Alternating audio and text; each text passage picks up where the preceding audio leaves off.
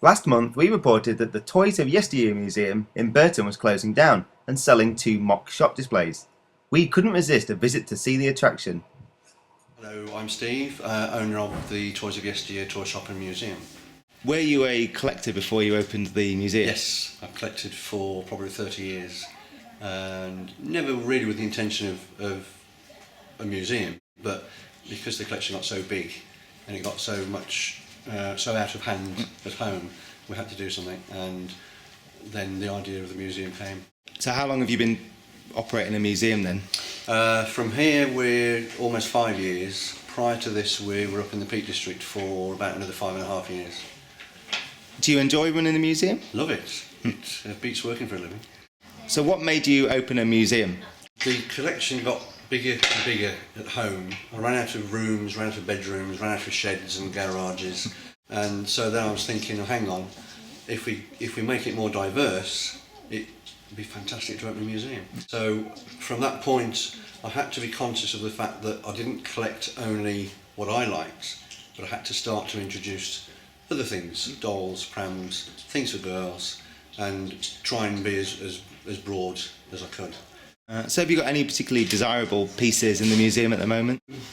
One of my favourite collections is James Bond. I love Corgi, I love Triang, I love Bond.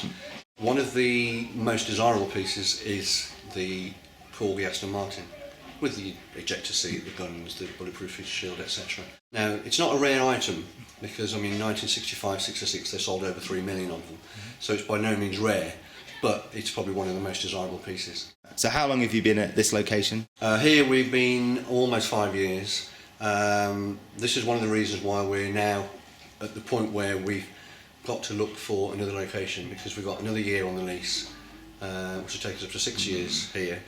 That's why you've seen this shop, I think, on an advertised site, plus Uncle Tom's Cabin in the museum itself. Try and generate some interest, see whether we can find somewhere to move the whole thing to. If we can't do that, then sadly we'll split it all. Would you rather sell it as a whole thing? I would rather not sell it at all. I've collected it for so long, and it'll be like selling my kids. It'd probably be worse than selling my kids. But seriously, it's a passion. I love it, and I'll be heartbroken to see it go. But if we can't find a sensible relocation, then we've got to face facts. Yes, we will sell it off. It ideally needs to go to another attraction or another museum, but if that doesn't happen, then we'll look at separating sections of it. How long do you reckon it's taken you to put this display together?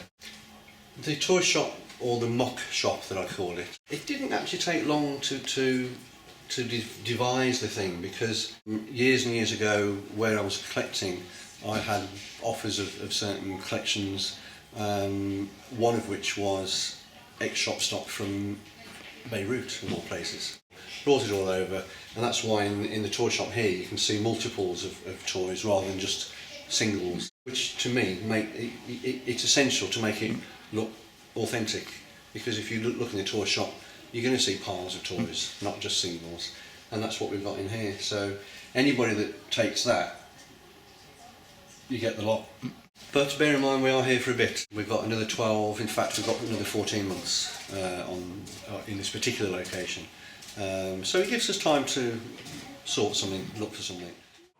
Remember, there's still time to visit the museum, so check www.toysofyesteryear.co.uk for more details.